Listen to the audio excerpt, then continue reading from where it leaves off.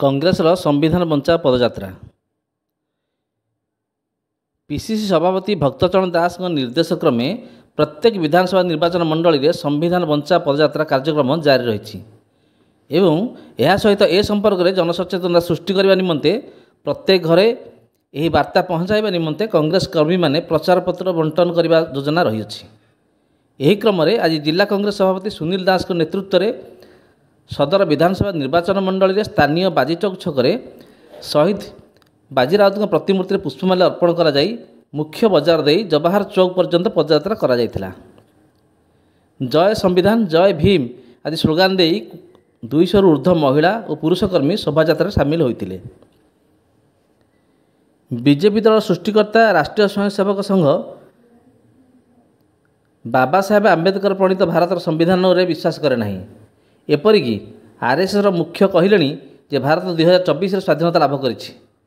गत निर्वाचन में प्रधानमंत्री नरेंद्र मोदी स्लोगान थिला अब की बार 400 पार, अर्थात बीजेपी दल लोकसभा 400 आसन पाइथिले भारत संविधान को बदलाई दी थांती। असल में संविधान में रही नागरिक मानकर मौलिक अधिकार व्यक्तिगत स्वाधीनता तथा खाद्य पेय पोशाक परिधान बाक स्वाधीनता आदि बीजेपी हटाई दे एकक नागरिक संहिता आईन आनिबाकू चाहे। एतद व्यतीत मध्य जुगीय मनुवादी चिंताधारा परिचालित आरएसएस दलित आदिवासी पछवर्ग निमंते थिबा संरक्षण व्यवस्था को उच्छेद करिवार मसुदा रखिछि। संख्यालघु संप्रदाय प्रति बीजेपी घृणा आभिमुख्य देश विदेश चर्चा होछि। नारी मानकर समाज में सहभागिता स्वतंत्रता को आरएसएस विरोध करे। संविधान उपरे नतमस्तक होई शपथ ग्रहण करने प्रधानमंत्री मोदी एक नाटक बोली कांग्रेस समालोचना करिछि। लोकसभार विरोधी दल नेता एवं कांग्रेस प्रिय नेता राहुल गांधी 2022 मसीहार ऐतिहासिक भारत जोड़ पदयात्रा एवं 2024 निर्वाचन में बीजेपी चक्रांत संपर्क देशव्यापी प्रचार फल बीजेपी एवं अन्य दलर सहायतार सरकार रही पड़ी। देशवासी संविधान सुरक्षा निमंते संकल्पबद्ध बोली मोदी को जणाई देइछन्ति। एबे मध्य संविधान प्रति विपद टली नहीं। सांविधानिक व्यवस्था अनुसार न्यायपालिका निर्वाचन कमिशन आदि सबु संस्कार स्वाधीनता को हड़प कर बीजेपी निजर करायत कर लगी। ईडी सीबीआई आदि संस्था को मोदी शाह निज हाथ बारिश कर विरोधी दलर नेता संवादपत्र मालिक मानक उपर आक्रोशमूलक कार्यक्रम कर लगी। देशवासी ए सब विषय जानिबा आवश्यक एवं बीजेपी दल को सबु निर्वाचन में प्रत्याख्यान करने कांग्रेस आह्वान देछि।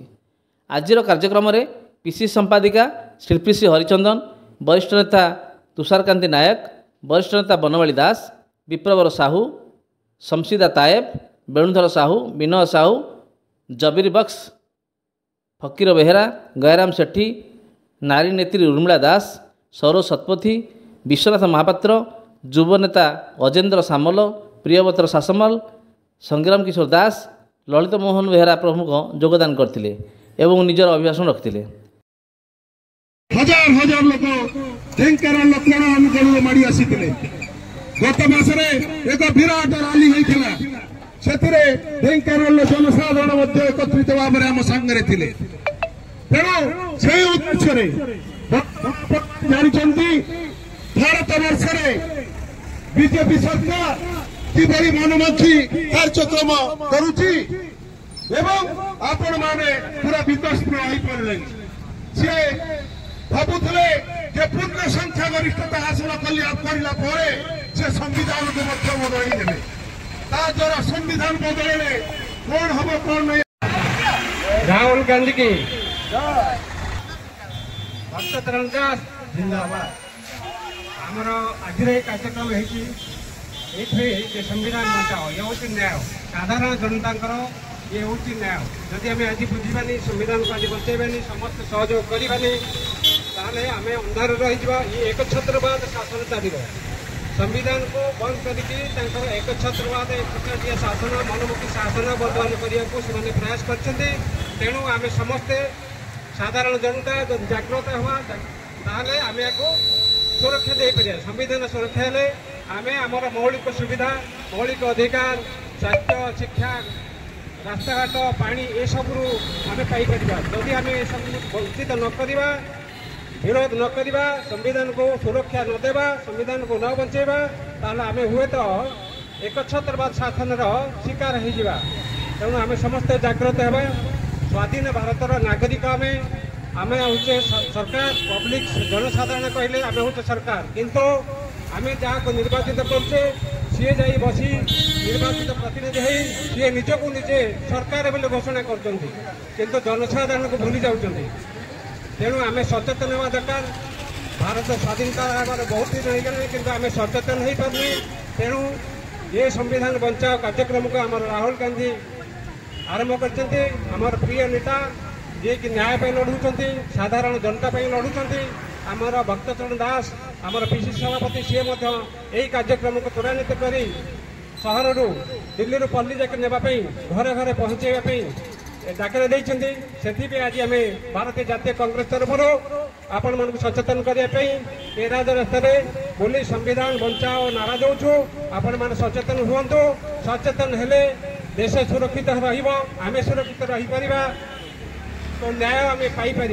जदि आम सचेतन न होबा तो आम न्याय पाइपर नहीं।